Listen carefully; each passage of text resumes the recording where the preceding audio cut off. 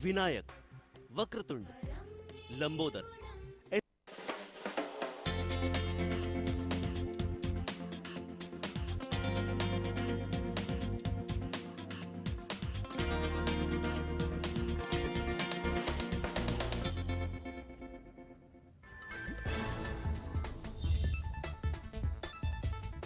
Japan दौरे के तीसरे दिन प्रधानमंत्री नरेंद्र मोदी ने उद्योगपतियों के साथ बैठक की। जापान और भारत के बेहतर संबंधों पर जोर।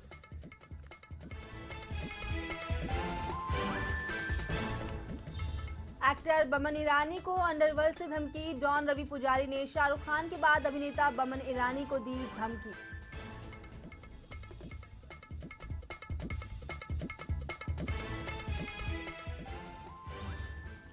राहुल गांधी की सैली पर सवाल दिग्गी के बाद बोले सीएम पृथ्वीराज चौहान। कहा राहुल की कैबिनेट में शामिल नहीं होने से पार्टी हारी।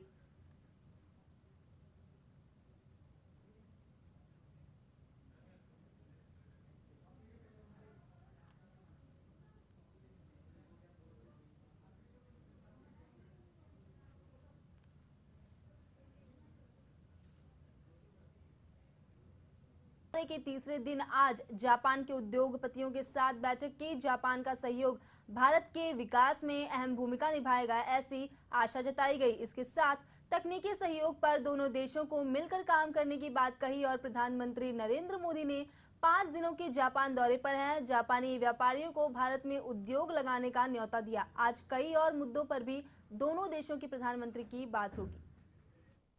मैं जब गुजरात का मुख्यमंत्री था, हमारे यहाँ गुजरात में गोल्फ क्या होता है विश्वास दिलाने आया हूं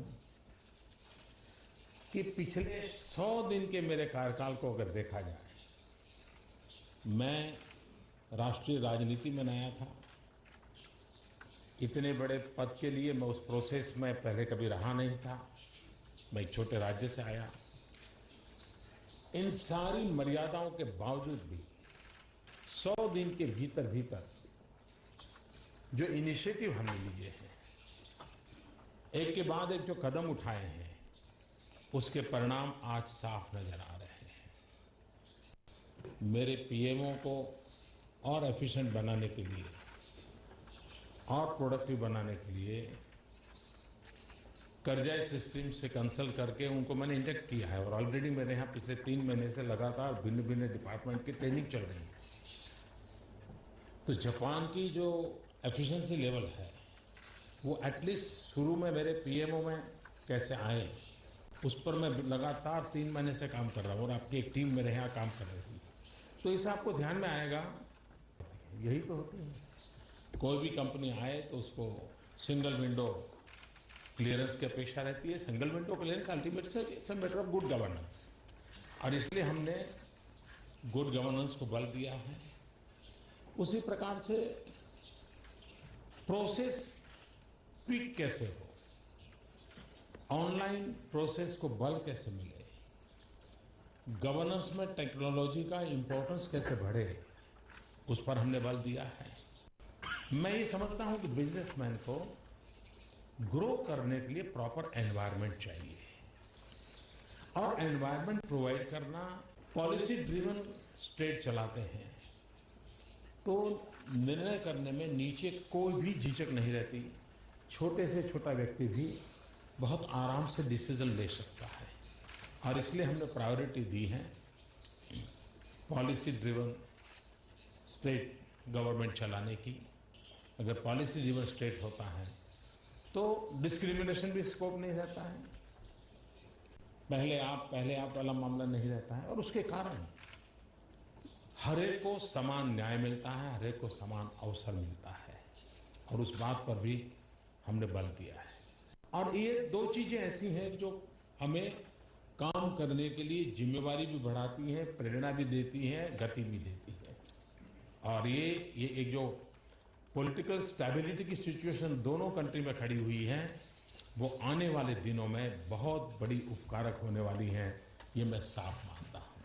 और 2020 में पूरे विश्व को जो वर्कफोर्स की जरूरत है, अभी से मैपिंग करके द ग्लोबल वर्कफोर्स की जो रिक्वायरमेंट है उसकी पूर्ति करने के लिए हम स्किल डेवलपमेंट पे बल देना चाहते हैं ताकि 2020 में हम ग्लोबल वर्कफोर्स की रिक्वायरमेंट को मीट विट करने में भारत बहुत बड़ी भूमिका निभा सकता है।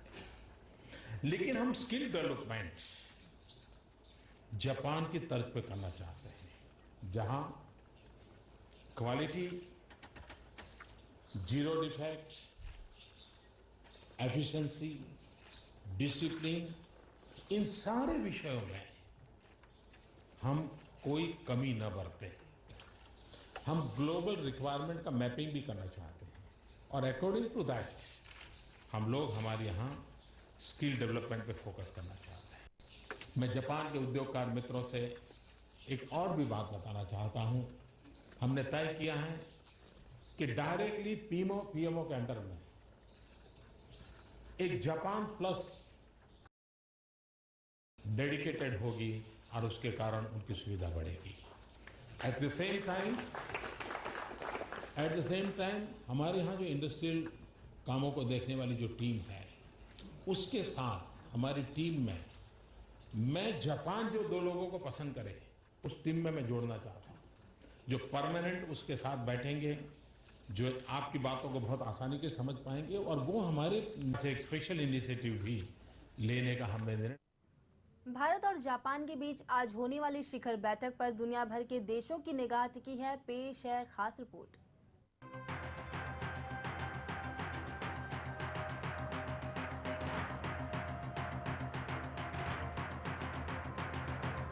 प्रधानमंत्री नरेंद्र मोदी के सबका साथ सबका विकास के नारे की झलक अब बार बार दिखाई पड़ रही है।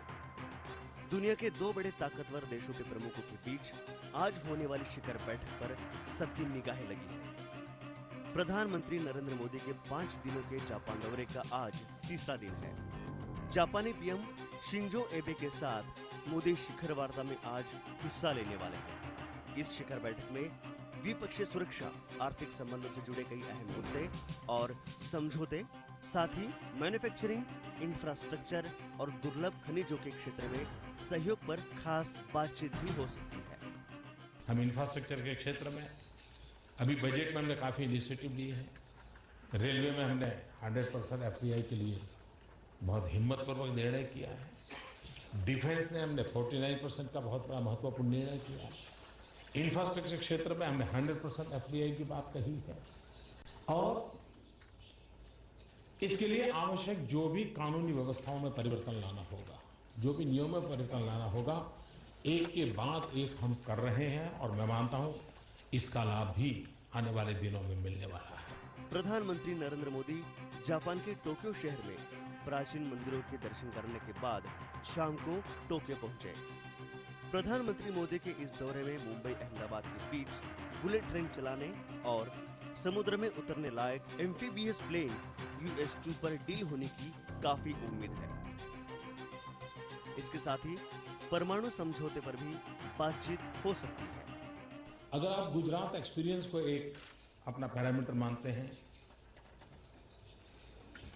तो मैं आपसे आग्रह करूंगा कि आने वाले दिनों में भारत में भी आपको वही रिस्पांस, वही सुविधाएं, वही गति और वही परिणामकारी स्थितियां मिलेगी। ये मैं जापान के सभी उद्योग जगत के मित्रों को विश्वास दिलाने के लिए आया हूं। मोदी का जापान दौरा इस मायने में भी अहम है कि इससे मोदी की विदेश नीति की झलक देखने को मिलेगी। मोदी को उम्मीद है कि इस यात्रा से भारत जापान संबंधों का एक नया अध्याय लिखा जाएगा। जापान दौरे के बाद पीएम नरेंद्र मोदी अगले महीने में चीन के राष्ट्रपति शी जिनपिंग और अमेरिकी राष्ट्रपति बराक ओबामा के साथ भी मुलाकात करने वाले हैं और एक बार फिर सबका साथ सबका विकास की नीति को खरा उतरने की कोशिश करने वाले हैं। Bureau report, lemon news, Mumbai.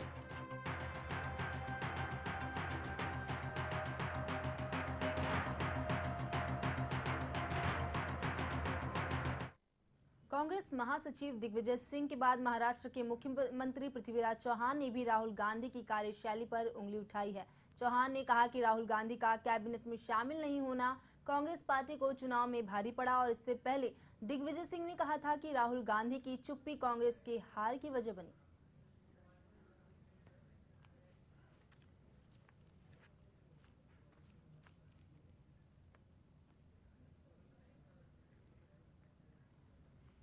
जैसा कि आपको बता दें कि कांग्रेस महासचिव दिग्विजय सिंह के बाद अब एक बार फिर मुख्यमंत्री पृथ्वीराज चौहान ने भी राहुल गांधी की कार्यशैली पर उंगली उठाई है और काफी खफा है कांग्रेस पार्टी राहुल गांधी से। चौहान ने कहा है कि राहुल गांधी का कैबिनेट में शामिल होना कांग्रेस पार्टी को चुनाव में भारी पड़ा हुआ है। इससे पहले दिग्विजय सिंह ने भी कहा था कि राहुल गांधी की चुप्पी कांग्रेस की हार की वजह बनी है। इस तरह से देखा जाए तो राहुल गांधी से कांग्रेस की पूरी पार्टी जो है कहीं ना कहीं खफा है उनके कैबिनेट में शामिल ना होने की वजह से।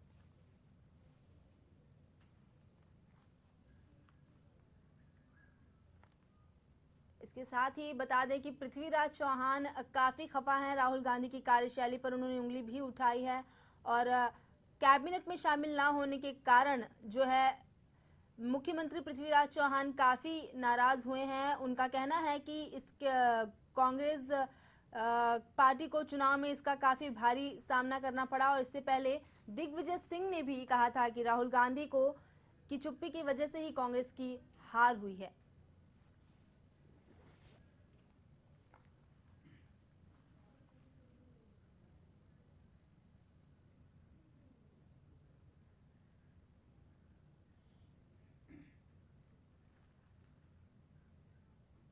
मुंबई पुलिस ने एक ऐसे युवक को गिरफ्तार किया है जो पैसों के लिए पहले ही 2 लड़कियों से शादी कर चुका है और अब तीसरी लड़की से प्यार का नाटक कर शादी करने का झांसा देकर उसको अपने तीसरी घर में रखा और फिर मौका मिलते ही लड़की के वॉशरूम में खुफिया कैमरा लगाकर उसका अश्लील एमएमएस बनाया और इंटरनेट पर उस क्लिप को डालने की धमकी दी और साथ ही रेप किया।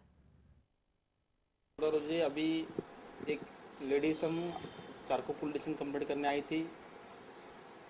संदीप धुमा करके जो आरोपी है इसमें उनकी पहले 2004 में 2007 में शादी हुई थी। फिर भी इस कंप्लेंट महिला को उन्होंने शादी का वादा किया, बाद में उनको घर लेने के लिए प्रवृत्त किया। गिरवी पाकिस्तान की नवाज शरीफ सरकार के सामने तख्ता पलट की स्थिति पैदा करने वाली इमरान खान की पार्टी में फूट पड़ गई है। पार्टी के अध्यक्ष जावेद हाशमी ने इमरान खान पर पाकिस्तान में लोकतंत्र के लिए घातक बताया और कहा है कि नवाज की सरकार अगर गिरती है तो उसके जिम्मेदार इमरान खान होंगे।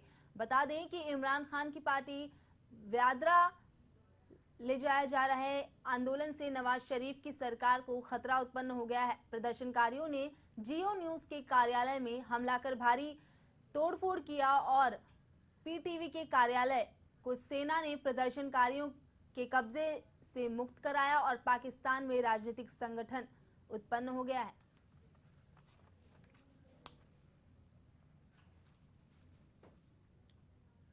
माफिया डॉन रवि पुजारी आजकल बॉलीवुड में अपनी धाक जमाने में लगे हुए हैं। प्रोड्यूसर अली मुरानी के घर में फायरिंग के बाद शाहरुख खान को धमकी दी गई और उसके बाद अब बमन ईरानी को भी फोन पर धमकी दी गई है।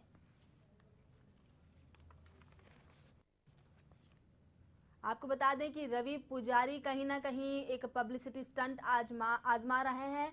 सबसे पहले उन्होंने शाहरुख खान को धमकी दी थी उनके फिल्म के राइट्स को लेकर और अब धमकी दी गई है एक्टर बमन ईरानी को। बता दें कि रवि पुजारी एक तरह से अपने आप को बॉलीवुड में एक अपना धाक जमाने की पूरी कोशिश कर रहे हैं और जिस प्रकार से शाहरुख खान की आने वाली फिल्म हैप्पी न्यू ईयर जल्द ही आएगी और ऐसा माना जा रहा है कि ये फिल्म काफ़ी हिट होगी। इसी के चलते रवि पुजारी ने शाहरुख खान को धमकी दी थी और अब शाहरुख खान के बाद बमन ईरानी को भी धमकी दी है। इस प्रकार से लगातार ये मामला तूल पकड़ता जा रहा है। बहरहाल इस पर पूरी जानकारी के लिए फोन लाइन द्वारा हमसे जुड़ने जा रहे हैं हमारे संवाददाता निर्मल त्रिवेदी। निर्मल जी, जानना चाहेंगे आपसे कि सबसे पहले शाहरुख खान को फोन पर धमकी दी गई और अब शाहरुख खान के बाद बमन ईरानी को जो है टारगेट किया गया है, क्या कहना चाहेंगे आप इसके लिए? जी बिल्कुल सुधा, जो हैप्पी न्यू ईयर की जो पूरी टीम है शाहरुख से लेके बोमन ईरानी और जो उनके डायरेक्टर हैं सबको धमकी दी गई है रवि पुजारी के द्वारा। और ये पहले भी आपने देखा होगा कि जिस तरह से रवि पुजारी नाम कमाने के लिए और मीडिया में बनने के लिए हरकतें करते हैं, कहीं ना कहीं वापस वही हरकत उन्होंने की है कि इतने बड़े सेलिब्रिटीज है, शाहरुख खान की बात आ गई, चाहे Boman Irani, happy new year को अभी से हिट मूवी माना जा रहा है, तो कहीं ना कहीं वो प्रेशर टैक्टिक्स अपना रहे हैं। उन्हें पता है कि शाहरुख खान कभी भी ऐसे दोनों से डरते नहीं है और कभी कभी उन्होंने आज तक पैसा किसी को दिया नहीं है, लेकिन सिर्फ नाम कमाने का एक जो तरीका है रवि पुजारी को ये समझ में आ गया है कि अगर मीडिया में बने रहना है तो इससे पहले भी आपने देखा होगा कि जिस तरह से प्रीति जिंटा के मामले को लेकर उन्होंने धमकीबाजी की थी और अब उन्होंने फिर से एक बार ये शाहरुख और उनकी कंपनी जो है उनके साथ में इस तरह की हरकत की। निर्मल जी, जानना चाहेंगे आपसे कि एक बात इसमें अहम है, वो ये है कि शाहरुख खान इस फिल्म हैप्पी न्यू ईयर में है, वहीं कहीं ना कहीं बोमन ईरानी भी इस फिल्म में काम कर रहे हैं। ऐसा तो नहीं है कि शाहरुख खान के बाद बोमन ईरानी को टारगेट किया गया, मतलब एक के बाद एक हैप्पी न्यू ईयर की फिल्म के स्टार कास्ट को ही टारगेट किया जा रहा है, ऐसा कुछ बताया जा सकता है इसके चलते? जी बिल्कुल, जो हैप्पी न्यू ईयर की पूरी टीम है उसको ही टारगेट किया जा रहा है। इससे पहले शाहरुख खान को जो धमकी दी गई, उसके बाद में डायरेक्टर प्रोड्यूसर को धमकी दी गई और अब जो बोमन ईरानी काफी बड़े एक्टर माने जाते हैं, फिल्म में भी काफी बड़ा रोल उनका माना जा रहा है, तो उन्होंने जब उन्हें पता चला कि जो जिस तरह से शाहरुख की और उनकी सुरक्षा बढ़ा दी गई है और अब जो है वापस मीडिया इस मामले को उठा नहीं रही है, तब उन्होंने बोमन ईरानी को टारगेट किया है और बिल्कुल सरेआम उन्होंने धमकी दी है, एक्सटॉर्शन की मनी की बात कही गई है यहाँ पर। तो ये प्रेशर टैक्टिक्स है उनकी कि अगर पैसा मिल भी जाता है, हालांकि अभी दम तोड़ रही है जिस तरह से रवि पुजारी गैंग और उसके बाद में उसे फाइनेंस की भी जरूरत होती है, तो उन्हें पता है कि अगर उन्हें फाइनेंस चाहिए तो फिल्मों से ही मिल सकता है। लेकिन अभी जब पुलिस ने उनकी सुरक्षा काफी बढ़ा दी है वापस बोमन ईरानी की, तो वापस रवि पुजारी कुछ न कोई हथकंडा जरूर अपनाएंगे। जी बिल्कुल। जाते जाते निर्मल जी, एक आखिरी प्रश्न आपसे पूछना चाहेंगे कि जिस प्रकार से बोमन ईरानी और शाहरुख खान को टारगेट किया जा रहा है, हो सकता है कि आगे जाकर इस फिल्म के आगे की दीपिका पादुकोण हुए, सोनू सूद हुए, इनको भी टारगेट किया जा सकता है, तो क्या इन धमकी के चलते ये जो स्टार कास्ट है या बॉलीवुड कोई एक नया कड़ा एक्शन लेगा इसके खिलाफ?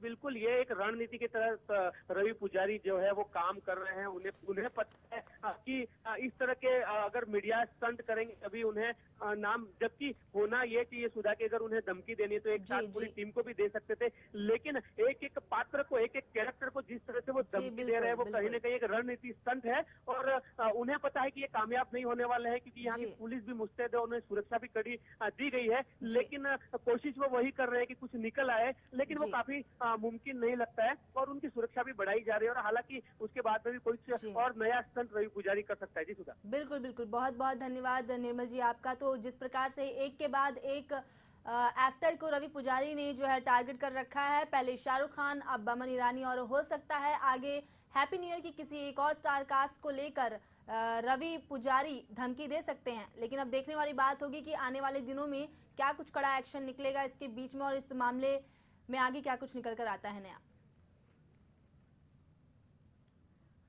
मुंबई के पीजी मेलो रोड पर बीती एक रात एक भीषण सड़क हादसा हुआ जिसमें 35 साल की एक महिला की मौके पर ही मौत हो गई। डोंगरी पुलिस ने स्थानीय लोगों की मदद से ट्रक के टायर में फंसी महिला को बड़ी ही मुश्किल से निकाला और पुलिस मामले की जांच में जुट गई है।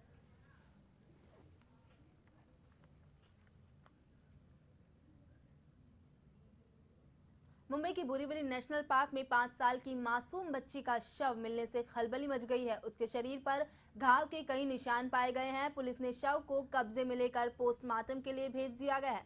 बच्ची के साथ दुष्कर्म के बाद हत्या की आशंका जताई जा रही है। शनिवार को नेशनल पार्क में गणेश विसर्जन के लिए हजारों लोग आए थे और रविवार को पार्क की झाड़ियों से इस बच्ची की लाश मिली है, जिसके कारण कई सवाल सामने खड़े हो रहे हैं।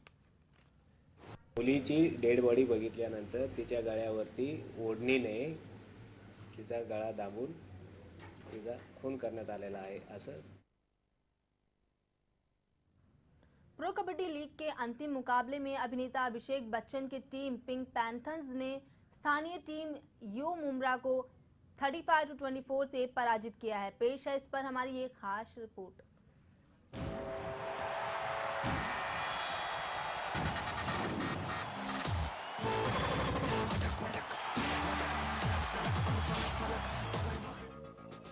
कबड्डी जैसे देसी खेल को बढ़ावा देने और दुनिया से इस खेल को रूबरू करवाने के लिए इस प्रो कबड्डी लीग की शुरुआत इसी साल की गई। प्रो कबड्डी लीग के लिए खेले गए अंतिम मुकाबले में दर्शकों से खचाखच भरे national sports club of India stadium में अभिनेता अभिषेक बच्चन की टीम पिंक पैंथर्स ने स्थानीय टीम यू मुंबा को 35-24 से पराजित कर प्रथमतः चैंपियन बनने का गौरव हासिल किया है। आज कोई हारा नहीं है, आज कबड्डी की जीत हुई है और हम बहुत खुश हैं जयपुर पिंक पैंथर्स मैनेजमेंट की तरफ से कि आज उन्होंने बहुत ही अच्छा प्रदर्शन दिया। राजस्थान के मुख्यमंत्री वसुंधरा राजे ने इस जीत पर जयपुर पिंक पैंथर्स को प्रो कबड्डी का खिताब जीतने पर बधाई दी है। पिंक पैंथर्स के लिए मनिंदर सिंह ने 7 जबकि राजेश नरवाल ने 5 अंक जुटाए। मुंबा की ओर से कप्तान अनूप कुमार ने सर्वश्रेष्ठ खेल का प्रदर्शन दिखाते हुए 11 अंक जुटाए, लेकिन सहयोगी का साथ न मिलने से उनकी मेहनत बेकार गई। शुरू में मुकाबला काफी कड़ा चल रहा था। हाफ टाइम तक पिंक पैंथर्स 18-14 से आगे थे। इससे पहले तीसरे स्थान के लिए खेले गए मुकाबले में पटना पायरेट्स ने बेंगलुरु बुल्स को 29-22 से हराया। पटना के लिए रेडर रवि दलाल 4 और संदीप नरवाल ने 3 अंक जुटाए, जबकि बेंगलुरु के लिए प्रमोद सिंह ने 4 और अजय ठाकुर ने 2 अंक जुटाए थे। अब इसके बाद लीग का अगला संस्करण मार्च 2015 में खेला जाएगा, जिसे कबड्डी प्रेमी दर्शकों का इससे भी ज्यादा बढ़कर प्यार और सहयोग मिलने की उम्मीद आयोजकों द्वारा दर्शाई गई है। Sports desk 11 news Mumbai.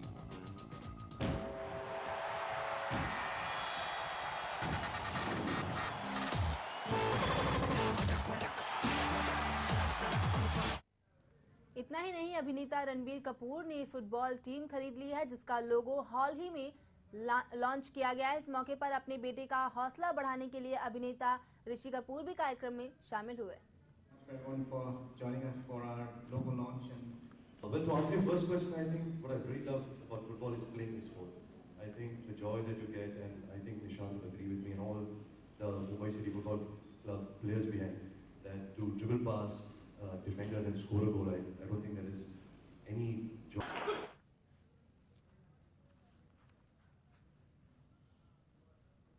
Film अभिनेत्री स्मृति सिन्हा ने अपने घर में गणपति बप्पा की मूर्ति की स्थापना की है। वो गणेश जी की भक्ति में काफी विश्वास रखती हैं। यही कारण है कि स्मृति ने लोगों को भी गणेशोत्सव पर बप्पा की सभी की मनोकामनाएं पूरी करें, ऐसी शुभकामनाएं दी हैं। 5 दिन के लिए बप्पा मेरे घर पर रहते हैं, तो 5 दिन मुझे ऐसा लगता है कि मेरे घर कोई मेहमान आए हैं और मैं जितनी ज़्यादा उनकी सेवा कर सकती हूँ मैं उतनी ज़्यादा करती हूँ। शाम को हमारे जितने फ्रेंड्स हैं हम लोग सब मिलकर भजन कीर्तन सब करते हैं। जैसे ही बप्पा को हम लोग विसर्जन के लिए उठाते हैं और पूरे घर को पहले उनको दर्शन करवाते हैं। मेरे पूरे घर के हर कोने को मैं उनको घुमाती हूँ कि बप्पा ये मेरा घर है, इस पर अपना आशीर्वाद हमेशा बनाए रखें। और उसके बाद उनको हम विसर्जन के लिए लेकर निकलते हैं और ये थोड़ा सैड हो जाता है मेरे लिए। मैं चूँकि 5 दिनों में बहुत ज़्यादा कनेक्ट हो जाती हूँ, तो विसर्जन के वक्त बहुत ही सैड मोमेंट रहता है। गणपति का मजाक उड़ाने के बाद राम गोपाल वर्मा ने अपने ट्विटर पर माफी मांगी, लेकिन बात की जाए देशवासियों की और कई धार्मिक संस्थाओं के लोगों में अब भी आक्रोश छाया हुआ है। वहीं ऐसे में ब्राह्मण सेवा समाज संगठन ने साकिना का पुलिस स्टेशन में राम गोपाल वर्मा के खिलाफ केस दर्ज कराया। डायरेक्टर राम गोपाल वर्मा ने जिस तरह से भगवान गणेश पर ट्वीट किया है उससे लोग काफी आहत है। वहीं कुछ लोग हैं वो उनके खिलाफ केस भी दर्ज करवा रहे हैं।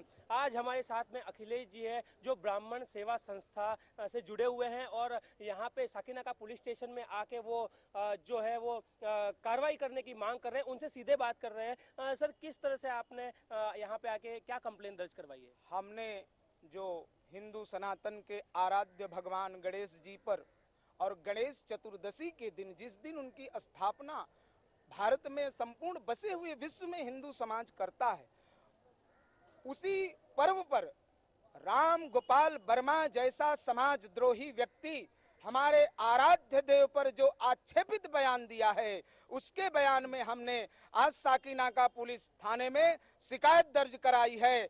ऐसे दोषी व्यक्ति पर तत्काल उसको गिरफ्तार करके ऐसे कठोर दंड दिए जाएं जिससे किसी भी समाजद्रोही की ऐसी हिम्मत न पड़े। जी यहाँ इस बुलेटिन में फिलहाल बस इतना ही। मुझे दीजिए इजाजत। नमस्कार।